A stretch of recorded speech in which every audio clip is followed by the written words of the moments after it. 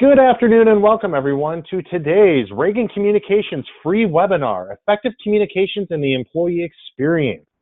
My name is Justin Teach and I will be your moderator for today's event. I'm coming to you from Chicago, Illinois at the Reagan Communication headquarters where we promote many webinars and live events. Your instructors for today will be Stephanie Lightman with Limeade and Reed Horenberg.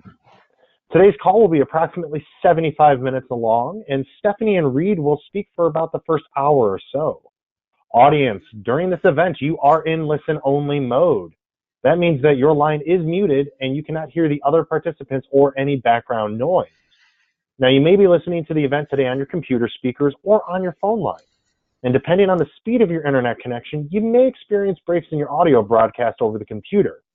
If you do experience any audio trouble on the computer, we recommend dialing in on the phone line for the best and most reliable audio connection.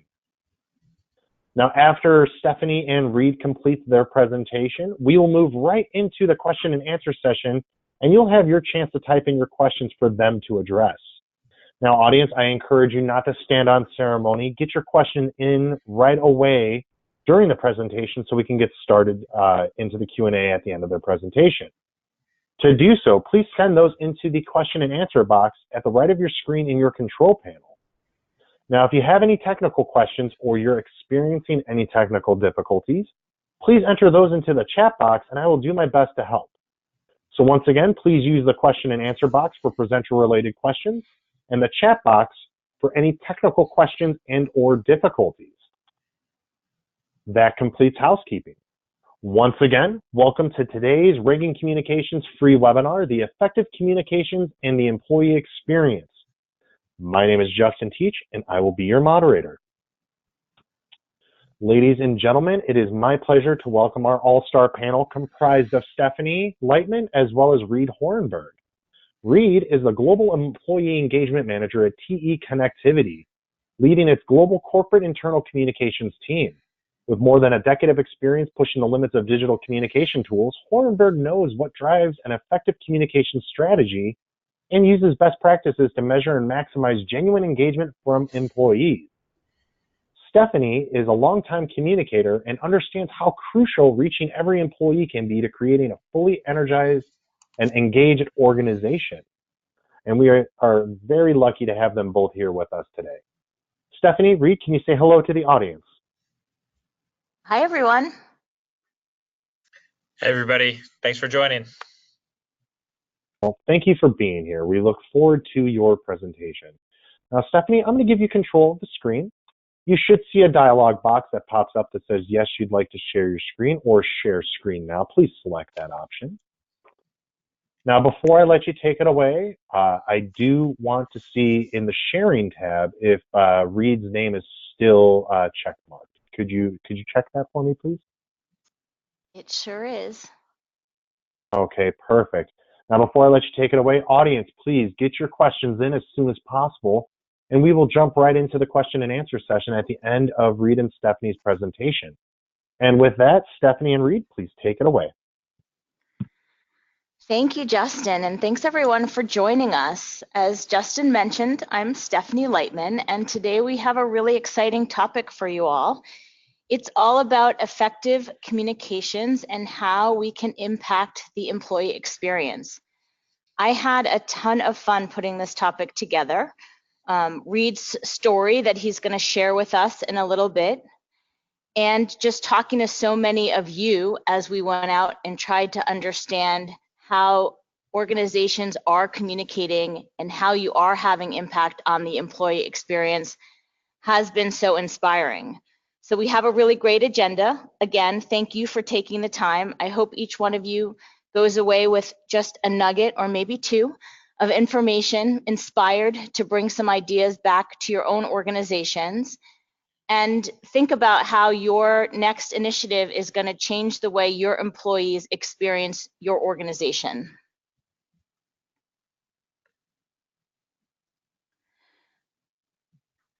Oops, so I had an agenda slide and it disappeared. So a little bit about the agenda. I'm going to talk about how communications has impacted the employee experience. And then as I mentioned, Reed is going to talk about the TE connectivity journey. He's just starting, so we really appreciate him talking about the months of what he's put into it, and then also sharing a little bit about where they're going. And then we have some key takeaways and next steps. So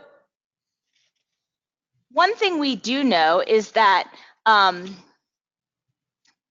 every day the employee experience happens. And each person comes in looking at how that employee experience really matters.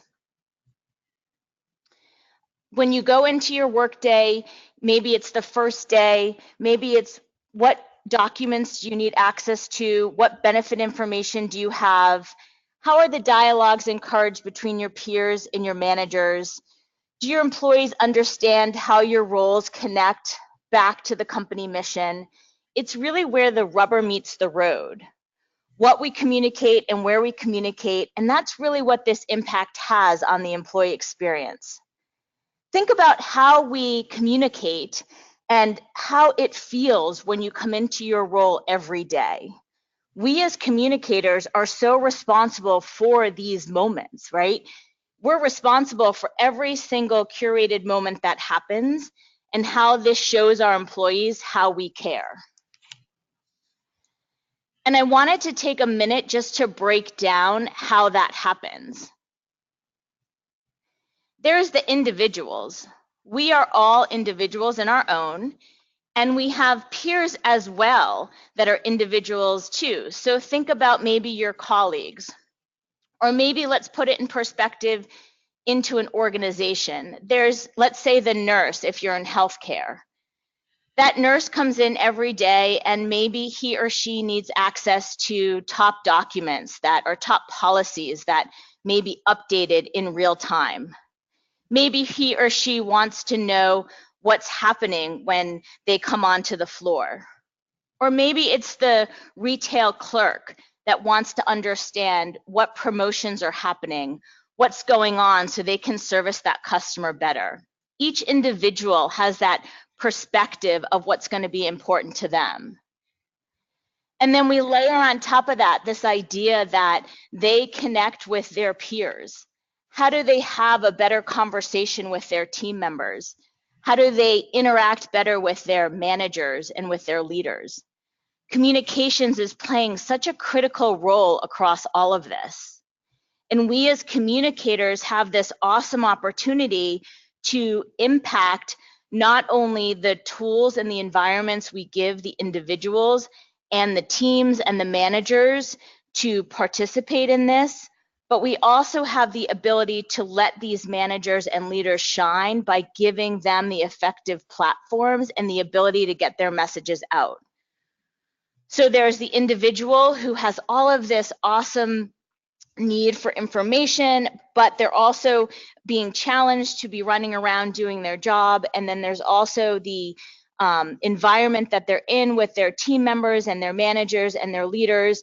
And then they walk into this amazing ecosystem of resources and environments. And so what tends to happen is that all of the sudden, so much goodness is going on, but with all of this goodness, things start to break down.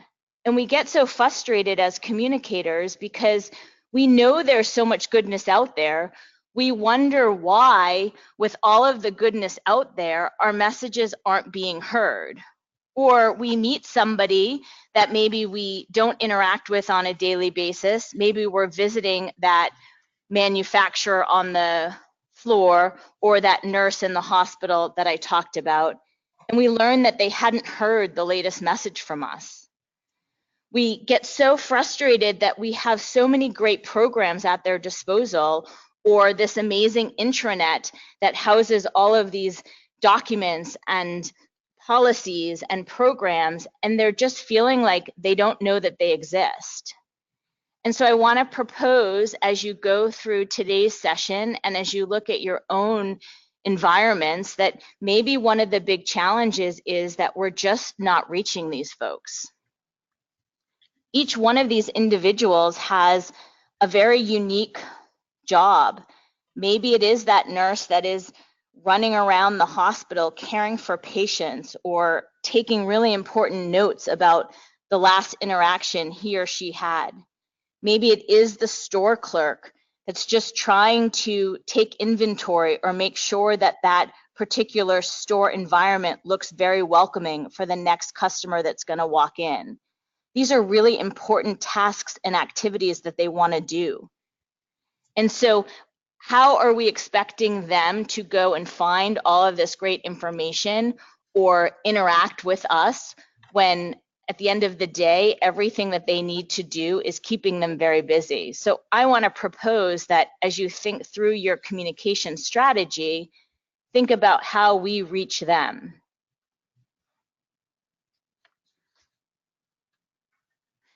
And let's think about reach on 3 different levels. So the first aspect of it is the physical side, right? So when it comes to physical, this might be, I won't call it easy because that would be a little bit unfair of me to say that physical reach is easy, because we're all struggling with all the different tools and technologies that are out there and trying to understand how we make sense of them all. But it is something that seems the most obvious for us to try to solve, right? We know that in most of our organizations, a large portion of these folks are probably deskless.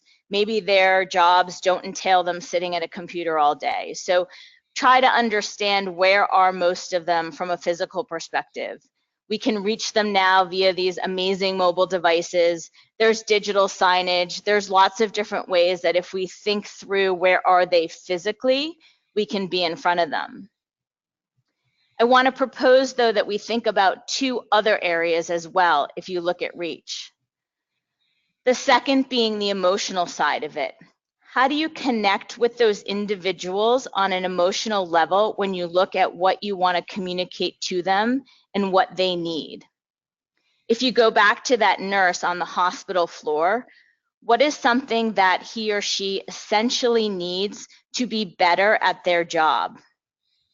If they are caring for patients, can they have access to the latest policy, as I mentioned, to be more equipped to care for patients? Can they have access to their benefits if their maybe loved one is about to go to a doctor and wants to know if something is covered by insurance? Can they have access to a shift plan if they need to take some time off? These are things that are essential to them and make them feel more cared for and more covered by the organization, so they can be better at their jobs and better at caring for patients. But then think about what brings value to them. What if I had access to the cafeteria menu?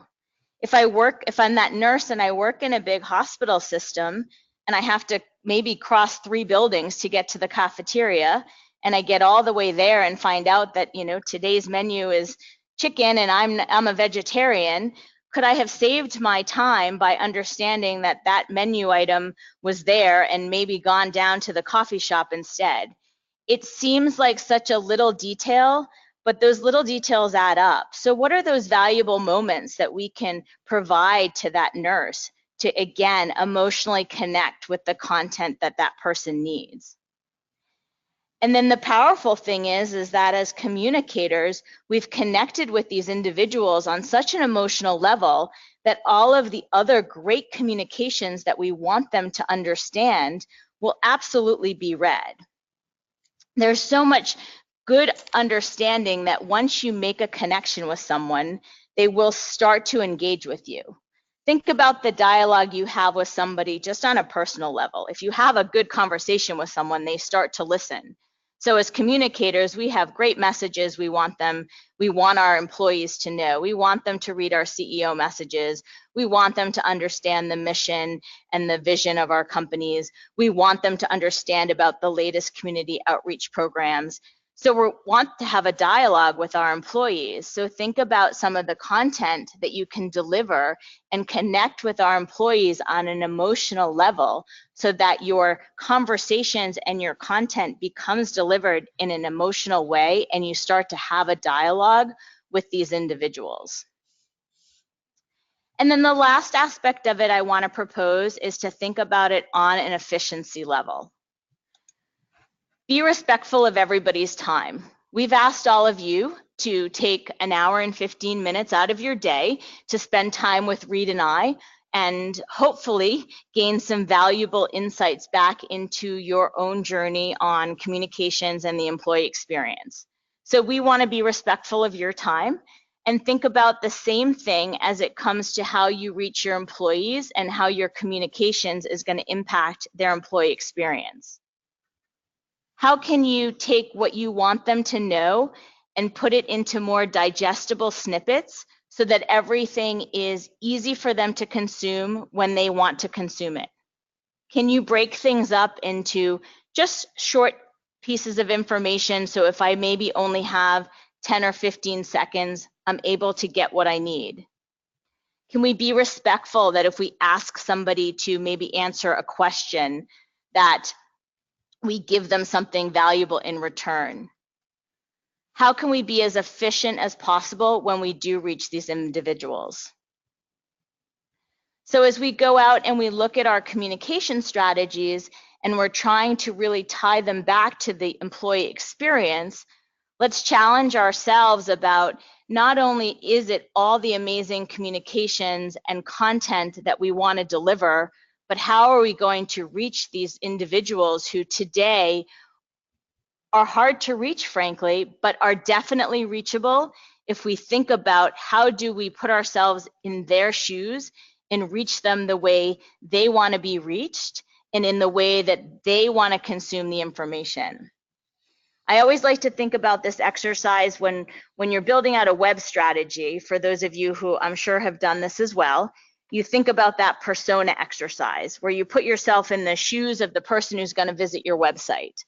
I like to do the same exercise here where I try to put myself in the shoes of the person who I'm trying to communicate with and think about what am I going to do to reach them.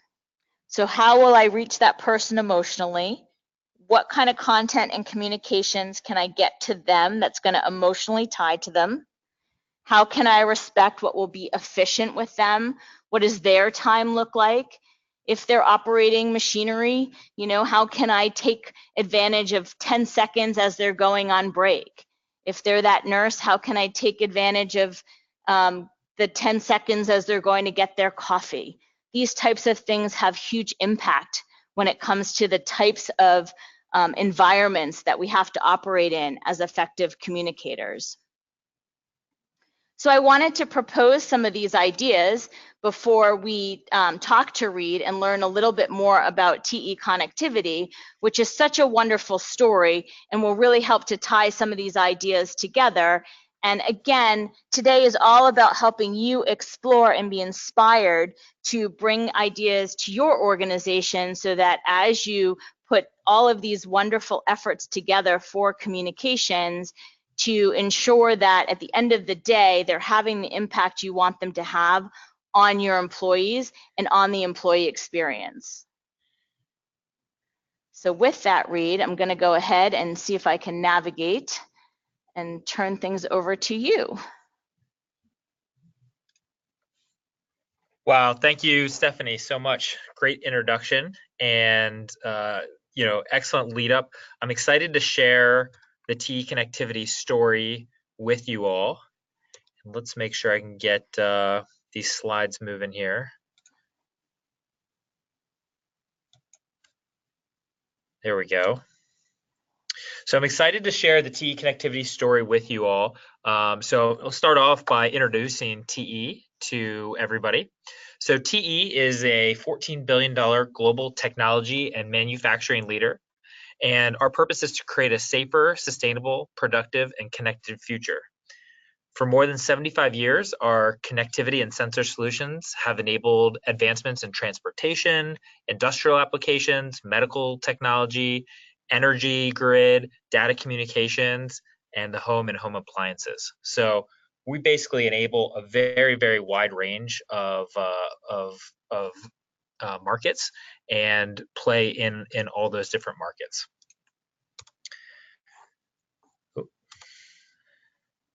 So what that leads us to is a strategy of being close to our customers. So our customer base is global, so we're a global company. And the result is that we have a very distributed employee base that spans across all 3 regions and all the nooks and crannies that are involved in there. And what that end result is a very multilingual and multicultural employee base, which actually poses for a lot of complexities when you're talking about having centralized communications in some cases, and then results in a large global network of communicators. And so as you can see here, we have, again, a very distributed employee base.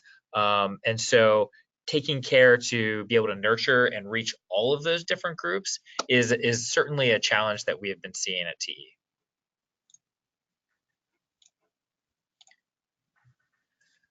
So let's talk about what the communications base is that we had and the tools that we had on hand. So at TE, we have a network of global communicators. So our organizational structure spans multiple different functions, things like HR and marketing and IT, and all the different businesses that actually make our different products for different areas of focus.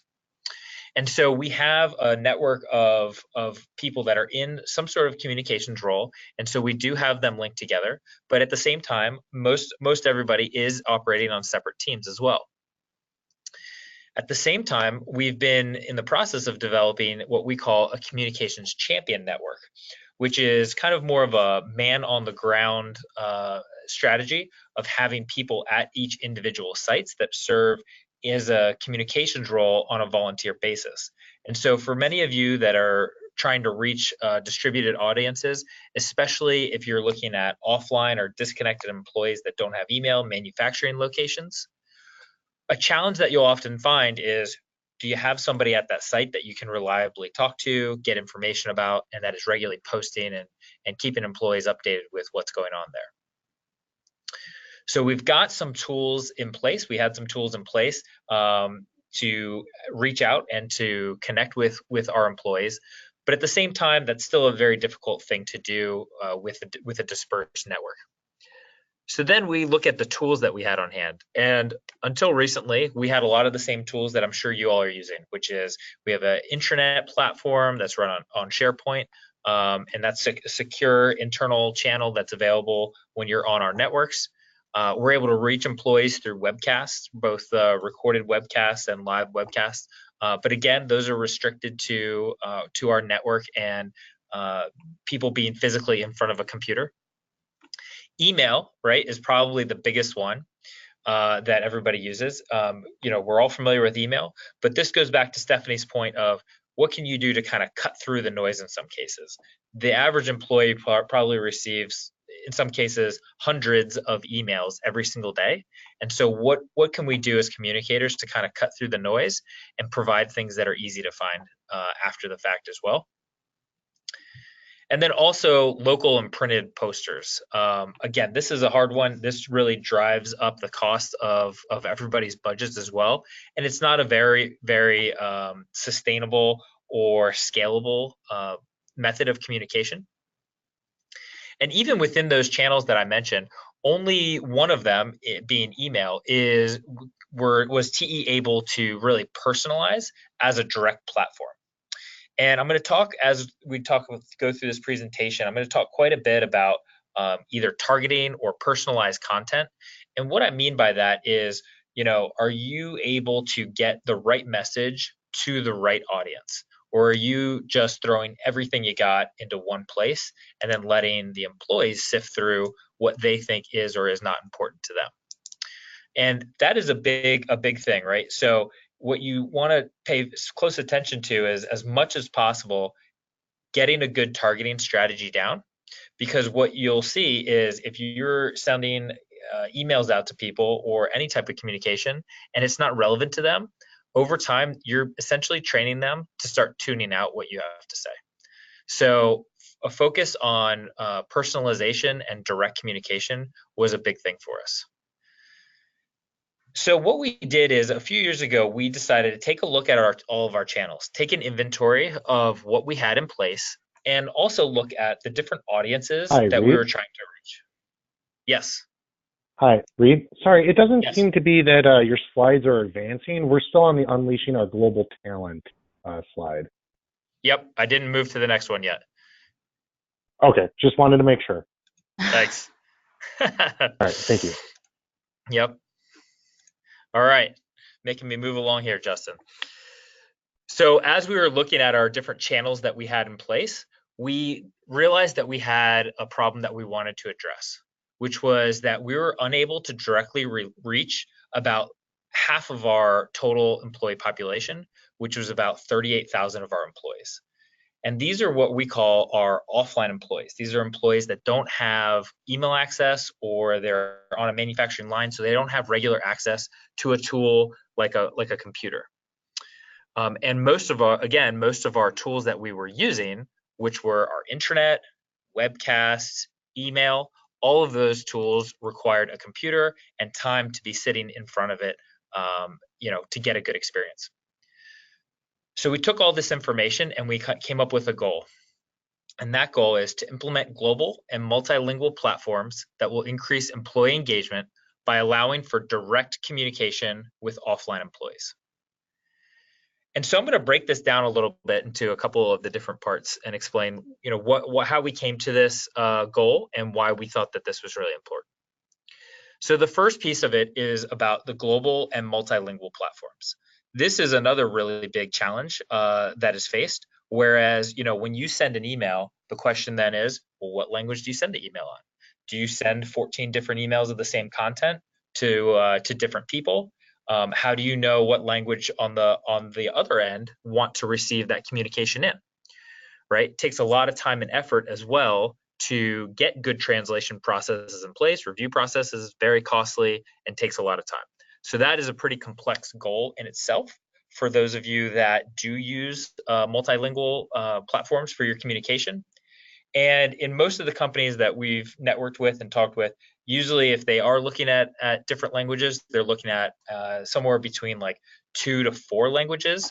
Whereas at TE in our language analysis, we're looking at about 14 different languages, which makes it pretty difficult.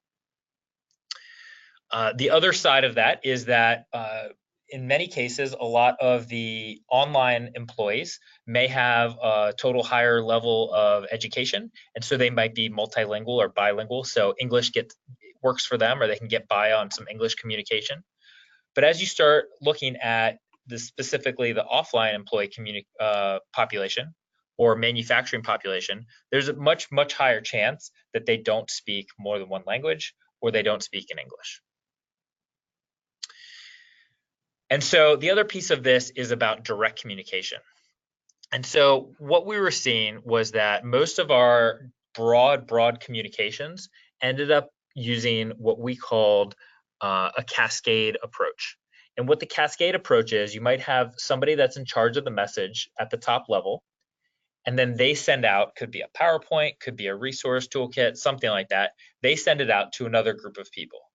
And the hope is that it keeps cascading and trickling down, and eventually it gets to the end employee. And this could go through a long process. Potentially, you could send it out to maybe, say, a plant manager group. They forward it to local HR. Local HR forwards it to their number 2 in HR. Number 2 in HR forwards it to an admin. And then eventually the message gets across. But it's just like the game of telephone. You kind of never know what you're going to get in the end. And it's really hard to measure when that's your standard approach for communications. So as we were looking at our goal, we decided to figure out what we were going to do about it.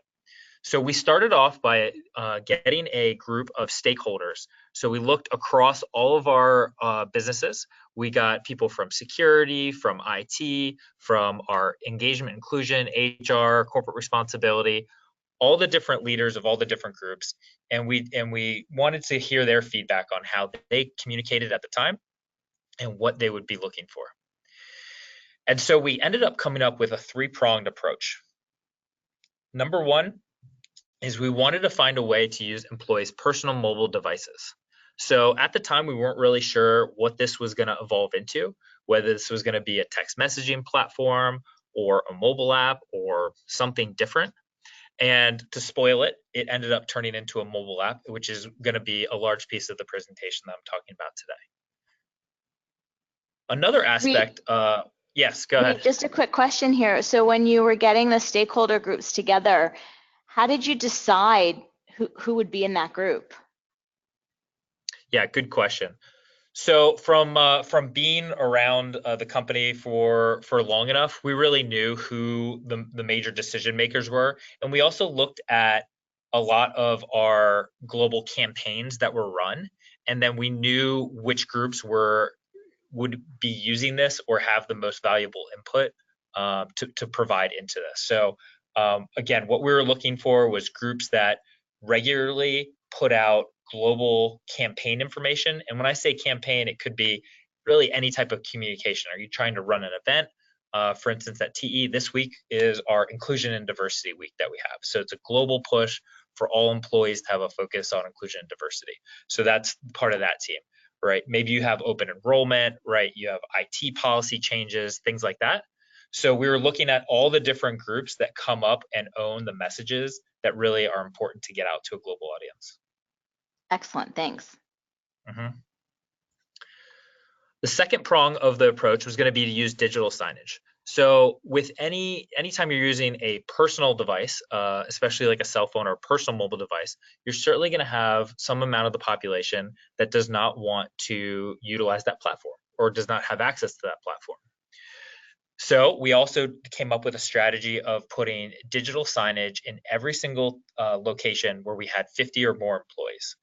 And when I talk about digital signage, I'm talking about sometimes you might call it an info screen or a digital board. So typically what it ends up being is a television that's hooked up to a computer. And we put a platform in place whereas communicators can create and generate content and then schedule it out to go onto the different screens. So this is where we start to get to use the targeting that I had mentioned about and personalization. So you can target content based on language, based on location, state, country, business unit. We decided to tag all of the screens with different information and then have a centralized platform.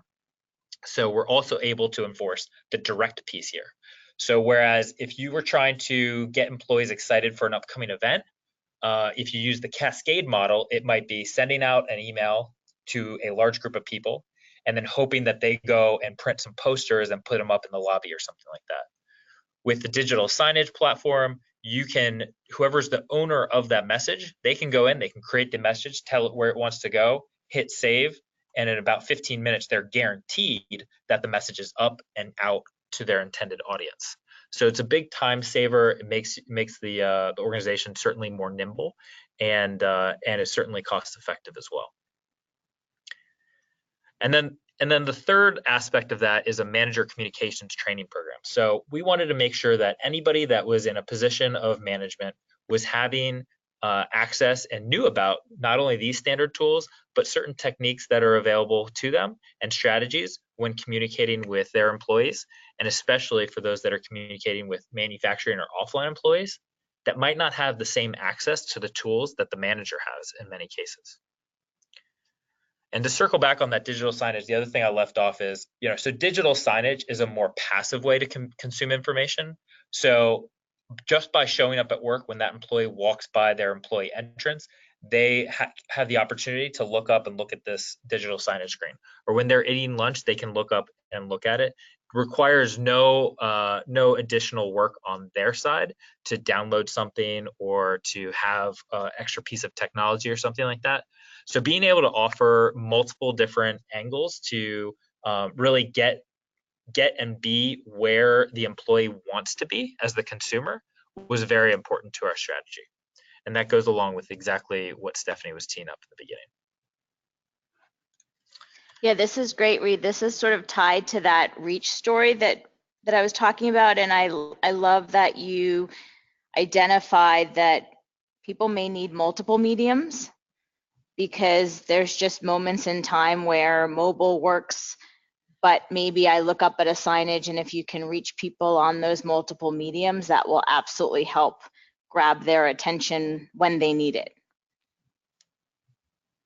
Absolutely.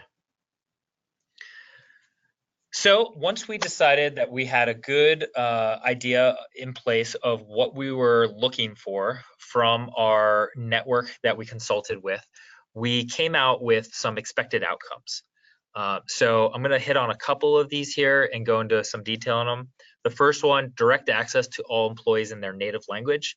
Again, I already touched on this a little bit, but the native language piece was a huge part of it. Letting employees be able to essentially pick and choose when possible the language that they're getting the content in. And again, the direct piece. We don't want to have to rely on a long chain of people to get a message out, right? People take breaks, there's turnover, there's time differences between the days and things like that. We didn't want those to be barriers to a communicator wanting and needing to get their message out in a timely manner. The second one was also big, to have an organized and simple feedback model for plants. So for our manufacturing locations, it's really hard to get the tone or the voice of the customer in a lot of ways when the customer being the actual employee. And what I mean by that is when the employee doesn't have digital tools, how can you expect to get good quality feedback from them, right? Some of our sites might have a suggestion box or something like that, where employees can write down a suggestion or a complaint or a compliment of an ongoing program or something like that. Or they could go to their local HR, but a lot of times that's where it stops. That feedback is not getting pushed back up to where it needs to go in many cases to actually make a change. And on top of that, it's without being a digital platform, it's hard to keep and record track all those things when it's a manual paper process. So having a way for every single individual employee to be able to have a voice, whether it's through submitting feedback or having a digital suggestion box, it was a key priority for us to be able to get their voice. I'm going to jump down again, time savings. So I talked about the cascade process at length, which is where we saw the majority of our communications going out, and being able to streamline that process as much as possible and really just cut the process out altogether. So we're going straight from the owner of the content to the end user is where we want it to be. And then also we wanted to see a potential cost savings. So this is going to be from the reduction of printed materials in many cases, relying on digital platforms, and also a consolidation of platforms. So what we were seeing was, we weren't the only people that saw that this was a problem that needed to be tackled. We were seeing individual sites or maybe individual regions throughout the company that were trying to solve this problem on their own, but not necessarily sharing the same solution or having a standardized executable solution in place that was scalable. And so being able to reduce the overall number of channels that were prevalent in multiple regions or countries and down to single channel was going to be a cost savings for us as well.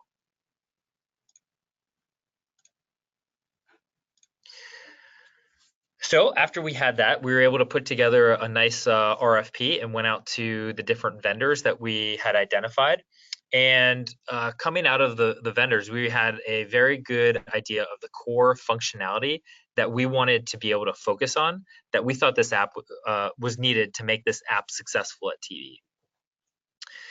And so a few of the items here that I'm going to hit on, one was a method to distribute PDFs, photos, and other documents, things like attachments, kind of like in an email, to have multiple levels of content contributors. So again, I'm going to talk a little bit more about our content strategy towards the end of the presentation, but to be able to have different people with different rights of access, able to target different groups, and have all of that work seamlessly was going to be a big piece of it as well. To be able to do video as well. So this is becoming a bigger and bigger need. And, when you talk about cutting through the noise, you look at YouTube, or if you scroll through your Facebook feed or Twitter feed or Instagram feed, you're seeing more and more people that are utilizing video, and especially short form video, to try to get their message across and to grab the attention of their users. We also wanted an easy way to tell our company purpose and our company story, and to remind employees of our values, and have easy access to different types of reporting, whether it's crisis reporting or incident reporting, and also to see their benefits information and things like that. So after we had a good idea of what we wanted to accomplish and we chose a vendor, we decided to start executing on it. And Ree, just a so, quick question for you. Mhm. Just because I'm always so impressed with how well you put together the thought at this stage. And now having gone through the process, how close or far were you from the list of original functionality to where you are today? Did you feel like you were spot on? Did you learn a lot along the way? What was that like for you? Yeah, good question. So I would say we've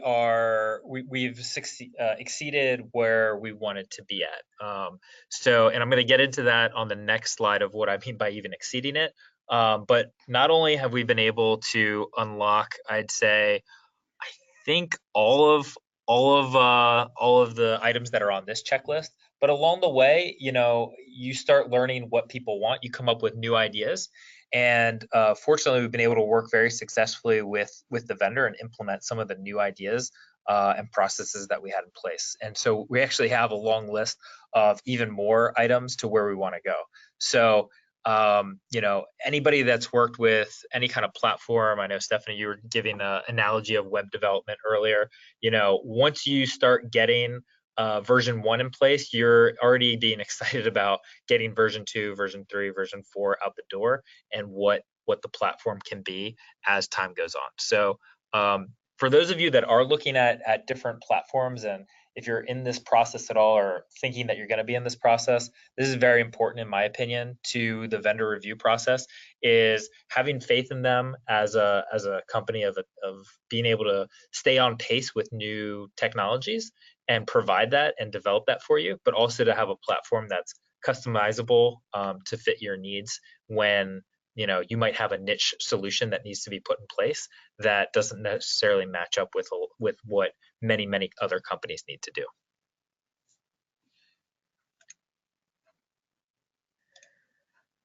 All right, so then I'm going to jump to, it took us a while, but we went through a good amount of development, and now we actually have our app up and out there.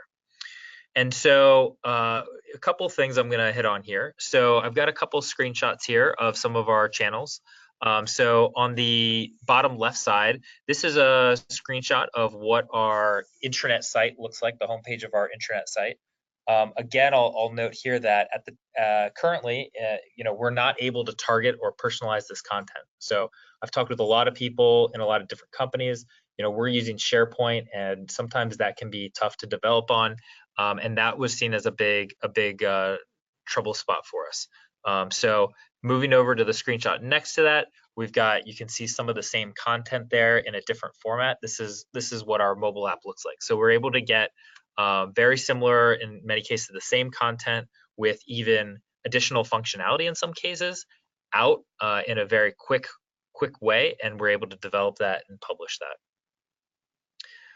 The bigger screenshot on the right, I wanted to tell you a little bit about what we came up with to identify some of those additional areas of functionality that we wanted to address that maybe we weren't able to do with what was an out-of-the-box solution. So what we came up with is a solution of using services, or think of them as a micro app. So essentially almost an app within an app. So we have a platform where we can develop and create a micro app. So if we have a specific thing that we're trying to get across, in this case, like give an example of incident reporting, right? We're able to create an app within the main app, or sometimes we like to refer it to the King app, where we have that information on hand and users can take action on that information easily. So one of the things we really wanted to avoid, and we saw a little bit in place already, was all these different groups and functions creating their own apps. And so to be able to have a platform where we can consolidate that was going to be very important to us. We knew that when we were onboarding a new employee, we didn't want to have to give them a list, like a menu list, and say, all right, here's the 10 apps that you should download to stay connected and involved and do everything that you need to do as an employee here. We want to have one place for them to go to, but make that one place as flexible as possible. So also I want to we wanted to have a big emphasis on the content in the app as well.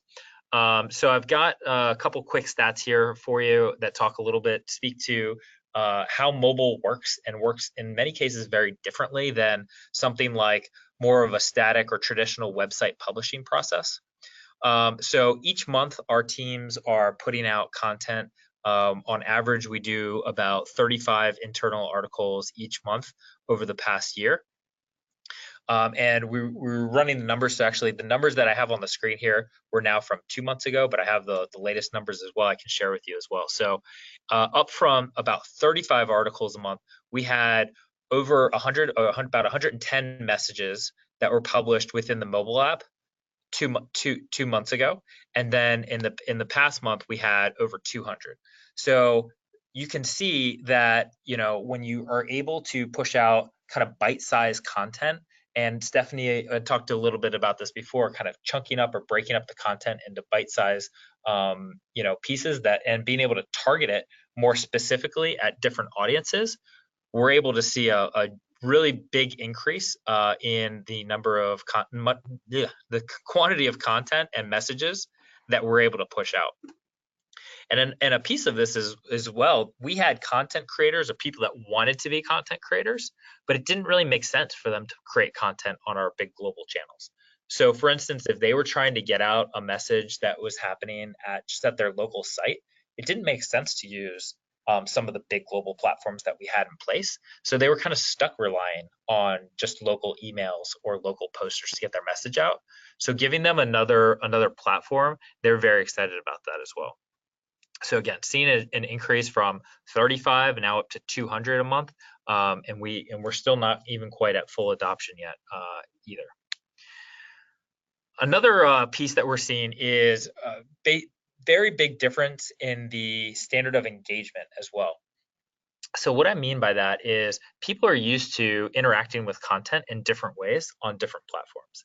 And I would guess that a vast majority of probably the people that are on a call like this or a webinar like this are very interested in using mobile for getting and receiving communications, and look at social networks as a good example, right? So how much time do you spend on a social network versus getting news from a static website? How much time do you spend interacting with the content on those social networks versus liking, commenting, actually interacting with the content on those websites? And so that's where we've seen dramatic increases as well. So when we look at our engagement, which we're looking at primarily at likes and comments and things like that on some of our internal content, we've seen a dramatic jump as well. So we're still not close to that full adoption, and I'll talk a little bit about how we went through our pilot phase and how we're getting into our full global rollout as well. But with a dramatically less fraction of the total users, we have seen a dramatic increase, exponential, in the level of adoption and engagement. So for instance, last month we had a little over 1,000 interactions with employees or pieces of engagement with likes and comments. This past month we had over 6,000 in the mobile app. And again, that's on a dramatically smaller user base than our total user base that has access to the SharePoint, because we're not fully rolled out yet. So again, I think just something to consider when you're looking at these channels. If you're trying to measure and see what employees like and trying to get the tone of employees, one of the easiest ways to do that is by having them actually interact with the content. And they're doing it in a much higher level on a mobile device than they are on a traditional website. Reed, what's it like internally when you do have that level of interaction? Do the leaders or are people looking at that interaction differently? Is it helpful to get a pulse of the employee sentiment with that? Absolutely. There's also a high level of accountability as well. Everybody has accounts, so you don't have anonymous accounts or spam accounts or anything like that. So things are tied back to the individual, but you're able to actually have a conversation and follow up. And as a communicator, you're able to see what works and what doesn't work, right? So when you look at probably most of the folks on this call, if you're doing an internal email campaign, and you might try a different format or try to do some different wording or change the tone, how are you able to see if that's working or not, right? Are you having tools? Do you have tools in place to measure the adoption, the engagement on those pieces of content? Now, TE about a year or so ago started implementing these tools for email in terms of getting some analytics, but engagement is still a really hard thing to get. So if you're still relying just on email, that's a really hard thing to pull in. With something like a mobile app, you're able to track and get great analytics on every single little piece of content because essentially you own the whole platform. You're not worried or limited to, playing by somebody else's rules on what you can see and can't see in terms of publishing. So being able to see quickly what pops, what gets a lot of likes and things like that, whether it's a short video, a clever video, or a video that has a more friendly tone versus a more authoritative tone, you're able to kind of try those things out and see what's working pretty quickly in real time. That's great. Thank you. Mm-hmm. So let me talk a little bit about how we actually got from the idea out to production of having this app in place and available for employees. So while we did have a development onboarding process with the vendor, I mean, I think everybody sees that. But what we also wanted to do is, if I jump back to our original premise here of what we were trying to accomplish, our goal, again, was to implement these global and multilingual platforms to increase employee engagement. And we did a number of surveys with employees before we really got started on this, but we also had to pressure test to make sure that this was actually something that was needed and wanted and desired and that would be successful. And so to do that, we came up with a list of different pilot sites that we were going to start with. So we picked multiple sites across all 3 regions, spanning different businesses that TE is involved with, different languages and different cultures. And we decided to start by rolling out the tools at those sites first. And that provided us a way to really not only monitor what was happening within the app, but also to test some different adoption strategies as well. So when you're trying to get a site, especially a manufacturer and an offline site, up and running with the app, it's not like you can just send all the employees an email, right? So what are you going to do? You're going to do an activity, you're going to do a pizza party, you're going to have some tchotchkes, you're going to do giveaways. Like, what are you going to do to make that happen? So this gave us a good opportunity to really come up with some fun ideas and try and see what worked and what was scalable and what was efficient, and had a lot of good lessons learned out of the pilot process. One of the things that came out of that is an incentive program. And so we've now put in place a 3-tiered incentive program that we're targeting towards end users, right, to get them in and using the app. Also to content creators, because we know that without having good content, the users are going to dry up and get bored at some point. So having a good incentive program for people to create content. And then also a way to incentivize the local management as well. So that was one of the big things that we saw is if you took the time and really got the management on board, they're able to really set the tone for each individual site and push down those priorities, and you'll see a much bigger adoption rate in the end. So having an incentive program for local management that was based on adoption rates per site was also a big piece of it as well. So I've got a couple of screenshots here to give you just a little bit of a look and feel. Unfortunately, I can't show you hands-on with the app in a live demo here, but these are some of the resources that we had. We had a getting started guide.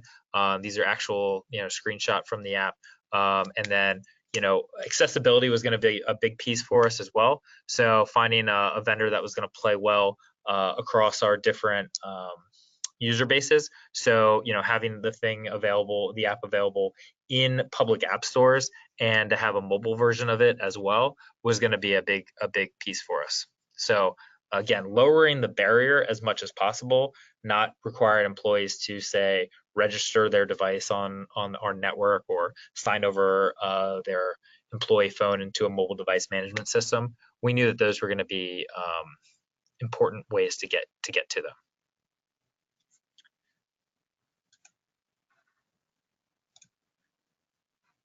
So here's a couple pictures from some of our events that we did. So as you can see, we tried a few different things. Some of these pictures here, we've got pictures from Hungary. We've got a picture here from China. We've got a picture from Pennsylvania in the United States, and also one from North Carolina. So ended up most of these, you want to get at a central gathering place in a manufacturing site or office location. So many of these were taking place in different break rooms and things like that, where we're having kind of launch events to raise awareness and get people involved, answer their question, and get them into the app. So one of the big things that you're going to need to ask yourself as you're trying to convince somebody to download your app is the WIFM, or the what's in it for me. And so getting that down to a tight sales pitch, and figuring out ahead of time by working with each individual local site or region of what they think is going to be important, and kind of tailoring kind of the sales model, if you will, to them, is important as well. So whether it's putting benefit information in there, information about checking your paycheck, on-demand training, watching webinars from the comfort of your home, or not in the break room on your lunch break, giving them the opportunity to share their voice through comments or suggestion boxes, participating in feedbacks or surveys, the ability to report a crisis or an incident from anywhere, getting information about TE calls these employee resource groups. So we have basically different employee-run groups at our company. Think of them almost like a club. So we've got a women's networking group, we've got a young professionals group, a veterans group, a LGBT group, things like that. Being able to interact with those different groups and ERGs on demand. Maybe you're interested in community involvement, right? Learning about a donation matching program for employees, or what type of volunteer work is available in your area, or just straight up connecting with others, seeing who else is on maybe doing a similar job or interested in the same things that you are at work. So all of these things go together, and really finding out what is going to be that sales point for each of those employees is going to be huge.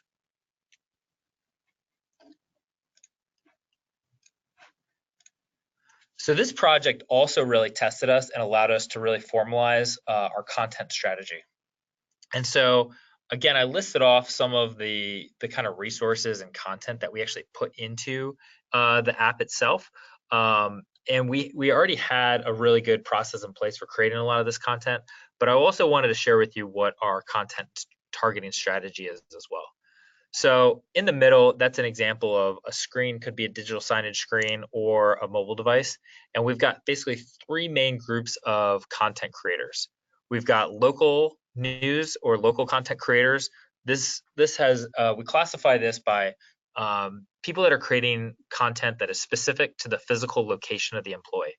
So 9 times out of 10, that is for a specific site itself. So something that's happening locally, whether it's a fundraiser or a change in management, or a new product that's being developed, or a new policy that's put in place, or a safety reminder on a specific machine or something like that.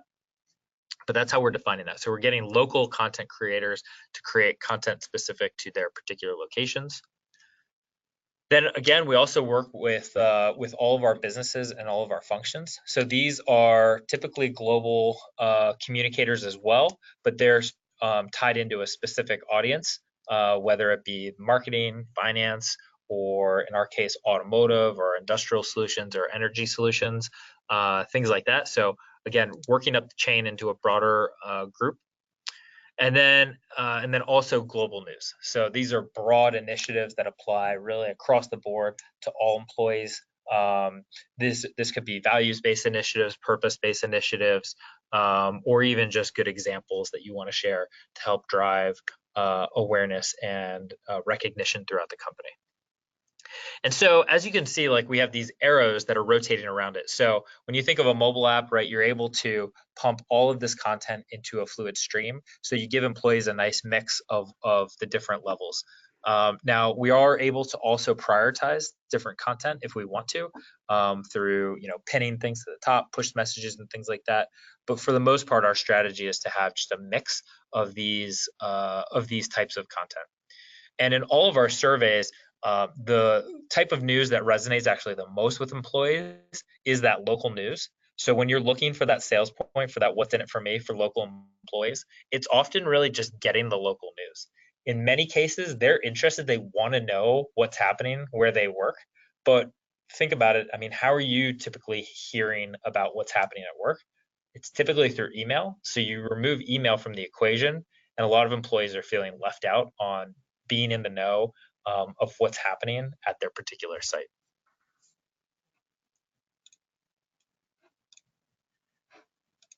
So here's some examples of just a few of the different types of posts and different content that we've had in the app. One example I'll give is International Women's Day, which took place earlier this year. We're able to, using the app, provide a consistent messaging campaign to all employees. And again, we're able to schedule all that content ahead of time, which was really big for us with, again, the traditional platforms that we have in place, be it webinars, email, and SharePoint. With most of those, if not all of those platforms, you cannot schedule and get content ready ahead of time and then just sit back and let it flow. So being able to do that was really big in terms of promotion and time savings. We're also able to push out content in local language. So again, with the platform that we ended up going with, there's an automated translation feature that's in it. It will identify what language the end user's device is in and then present the content to them in that language, which is really cool. You can also do language translation on the fly. So similar to if any of you see any kind of content like that in like a Facebook or an Instagram, if you see comments or posts in a different language, sometimes you might see it in that other language and then you have a button to translate it to your language on the fly. You can do that. And we've already seen that being pretty powerful in say some of like the comment areas where we have an employee that puts a comment in Chinese, and then we have another employee that reads that, translates it to Spanish, can drop a comment in Spanish, and then somebody in the United States can translate both of those and read what they have to say. And kind of having this multilingual dialogue on the fly is really powerful and cool to see. So then again, we're able to consolidate and collect photos from employees throughout the day. And then within just a few hours, able to turn around and push that back out and show employees, hey, here's what was happening at the company around the world to celebrate International Women's Day, which is something that with our traditional platforms that we had in place before this was really just not possible or much more difficult to do.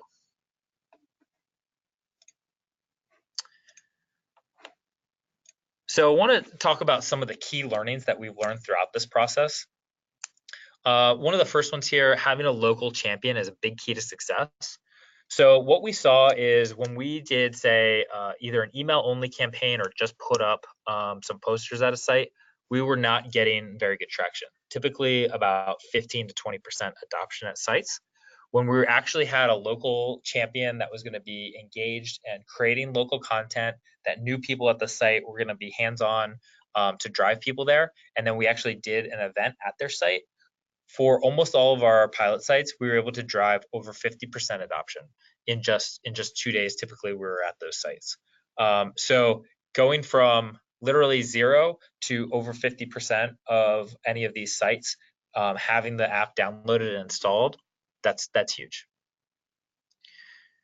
Scheduling content is a big efficiency booster. So again, at least in our case, we had gotten used to the fact that we just couldn't schedule content. Outlook doesn't let you schedule emails very well, and our SharePoint solution didn't let us do that either.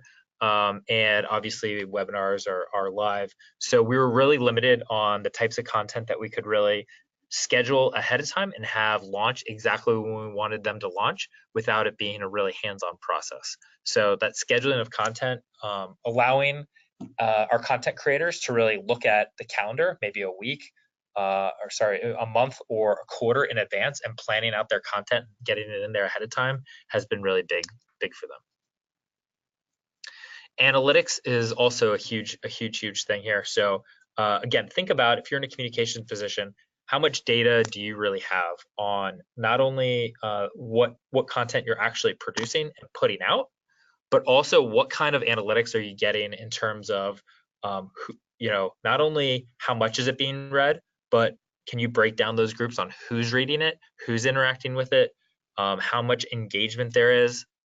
These are all really big, important statistics and analytics that can help you drive and improve your strategy over time. And then another really big benefit was having standardized platforms just across the board have allowed for increased monitoring and benchmarking of what is successful across the company. So we've had a number of different campaigns that we've been able to spot now that have been successful on a local level, and then we're able to either replicate them and share those examples with our communicators networks, or we're able to just manually promote that message or that story up to a higher level. And what I mean by this is, again, say there's a good project, you have an employee of the month kind of situation, you're recognizing somebody for doing something. Typically that's only being done at the local level, right? It could be done at a staff meeting in person, could be an email, maybe there's something on a bulletin board, but all of those methods of recognition or communication are extremely local. And so if you're responsible for a broader employee base or trying to find these stories or what's happening around the company, it's really impossible. You're not on all those lists. You can't be in all these sites. But so by having standard global channels that everybody is putting their content into, you can simply run reports and see what type of content is popping for which groups, and then use that and then promote it in other ways and use it as examples for other people as well. And then the last one there is the higher engagement rates, which I already mentioned a little bit in the beginning, and we're really seeing just a exponential rate of improved engagement on our same content that we're publishing in a mobile platform versus a traditional website platform. And so finally, a few important considerations as you're moving through this. Data privacy is obviously a huge focus. So make sure that you're getting connected with your data privacy teams, your IT teams, your legal teams well in advance. In many cases, as you're trying to build this out, those are going to be some of the longer things. In many cases, some big companies that could take several months to get through those reviews and make sure that you're following all the right guidelines for your different regions. So also, if you're working with folks at EMEA, make sure you're getting ahead of this on the works councils and making sure you're getting sign-offs and approvals from them along the way as well. Standardized HR data is another really, really big one. So when I talk about personalization of content, targeting content, all of that relies on good HR data. So you're not able to target a message to a particular site, to somebody that works in a particular department or a state or a particular role unless you've got that good data behind the scenes. So if you're not having good standardized HR data that you're able to sync into your system, then you're not going to have the good groups and good data to be able to target employees successfully. And then through our process as well, from working with all of these different teams, we came up with a few different kind of terms and conditions that we have in there that employees need to accept and agree to as they go through this. So I just want to share those because I'm sure some of you will face some of these as well. And the biggest one here is about using your local facilities mobile device usage policies. That was a really big question that we were getting from people is, does this mean I'm allowed to use my phone at work if there's already a policy in place that they can't? In many cases, it's for safety reasons where you're operating heavy machinery or things like that, or you only have designated break room areas where you can use your mobile device. All of those, in my opinion, should still apply. One of the big benefits of using a mobile app is the level of convenience. So what that means is employees can easily access content outside of work, whether they're on their commute, maybe they're just at home in the evening watching a football game or watching a show on TV, they can scroll through and see the content there. And then finally, I wanted to share what some of our next steps are. So again, we're working on continuing to do our global promotion, which is going to be later this summer, where we're going to really push hard to open this up for all of our employees. We're going to continue to put an emphasis on designing and developing our custom services and micro apps. And then we're also continuing to reevaluate and streamline all of our different communications channels, right? So we're all limited on resources. So, having to put out the same content into multiple channels in a manual way is obviously not ideal as well. So always staying on top of that, seeing where you can gain efficiency, but also be where your audience is to get the message out that resonates with them.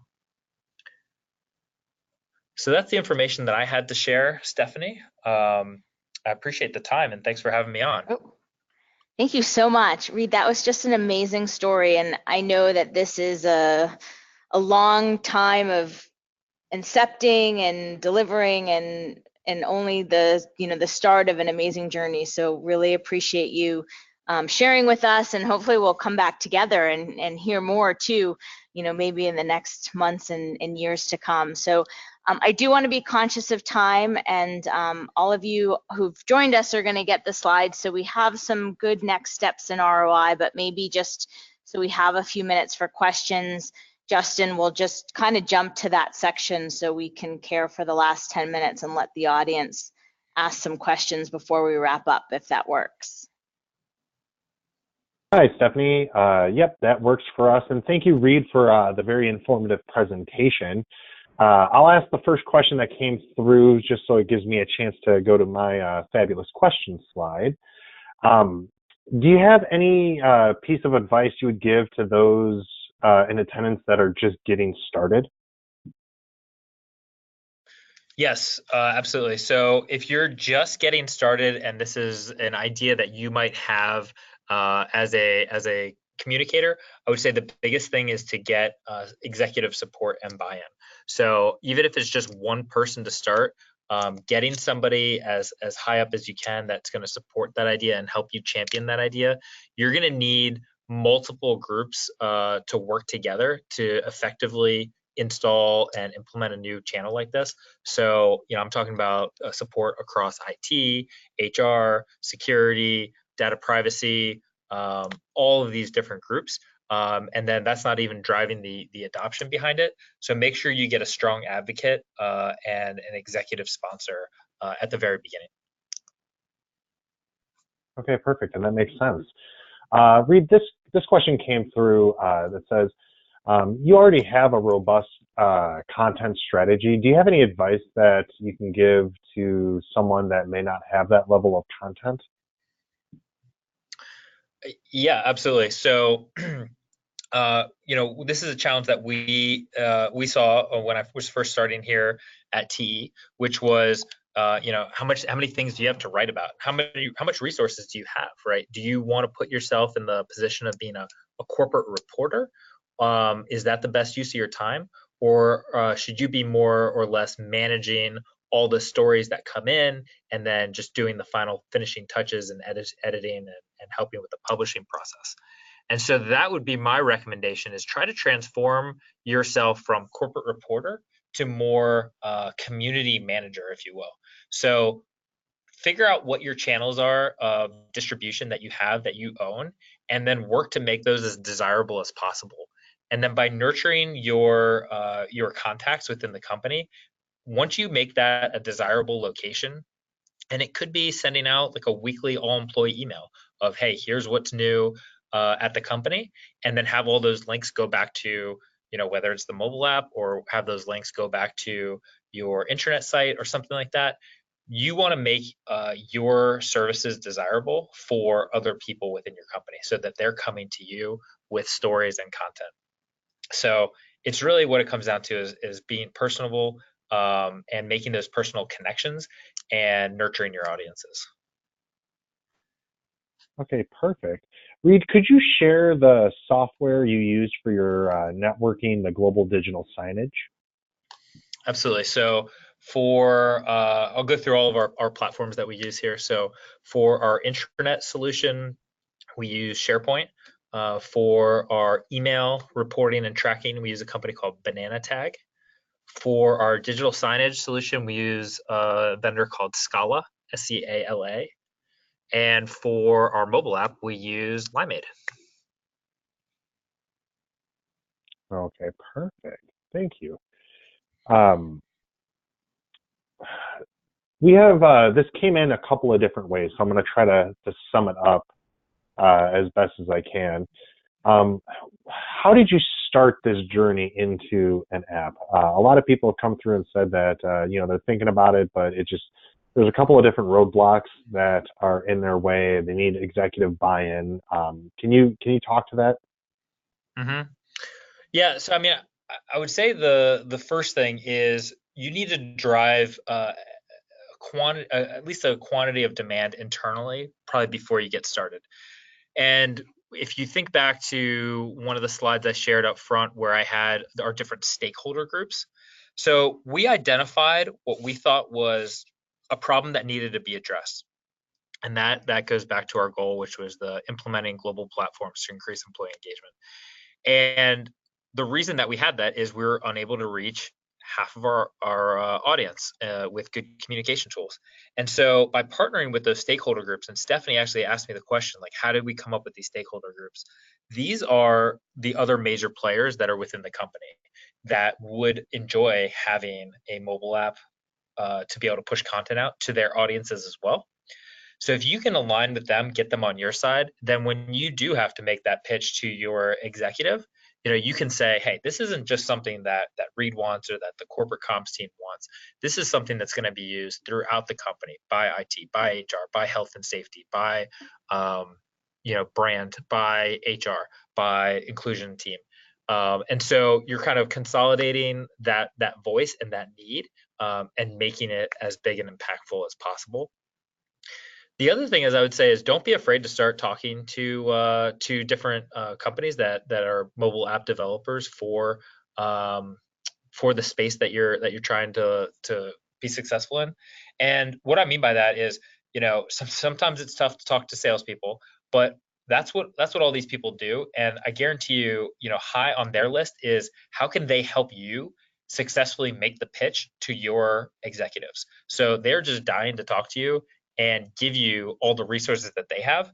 So, in talking with multiple different vendors, that actually helped us to hone our strategy and our story to tell internally about, where we saw the justification for this, what we thought the ROI was going to be, what the net investment was going to be, and what we were going to get out of this. So I'd say don't be afraid to start talking to the vendors, even if you don't have full approval and aren't ready to go. And they have a number of good resources that can help you make that pitch. Okay, perfect. Thank you. And we do have time for one more question, which is, who can create or submit content? Is it anyone, and who oversees the published content? That's a great question. So it was important for us when we came up with this platform is we did not necessarily want to create a social network. And so our mobile app is not a social network. It's a curated feed of content. And so you have to have rights. It's not like any employee can just, post about, what they're having for lunch or, tee off on a gripe or something that they have. So we have a training program that is actually now an automated training program. So you have to go through that training program and understand how the platform works and be given that degree of responsibility and get that kind of access turned on so that we're kind of justifying and seeing who is getting kind of the keys to publish content out of the gate.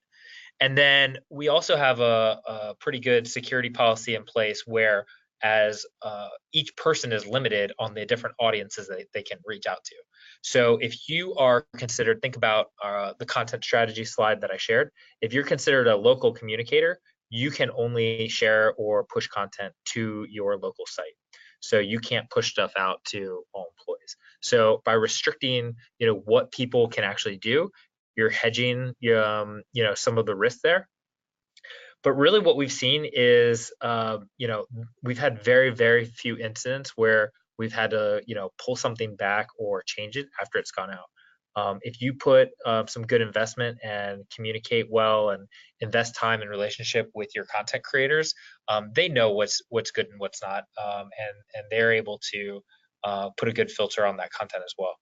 Most, if not all, of these platforms as well do have a content review process, formally in place within the software if that's something that you want to do. We started off with a much tighter rein on the approval process and have really let off of that as we've seen that there was hardly anything that we were not approving. So that's another way to kind of pressure test it. what we actually do on our digital signage platform, as well as we kind of give people limited access for the first 30 days or 90 days and say, hey, once you prove to us that you can post 3 or 4 messages successfully by following all the guidelines, then we'll open it up for you so you don't have to get approval on every single thing. So there's a lot of ways to tackle that. Okay, perfect. Well, thank you once again, Reed, as well as Stephanie, for your time this afternoon and such an amazing presentation. It looks like we are coming up on the conclusion of this webinar. I do want to apologize to the questions that we were not able to get to with the amount of people we had on the call. It's unfortunate that we couldn't get through all of the questions, but I do want to thank the audience for their participation. This concludes our Reagan Communications free webinar, the effective communications and the employee experience. I want to thank everyone one last time. Thank you and goodbye.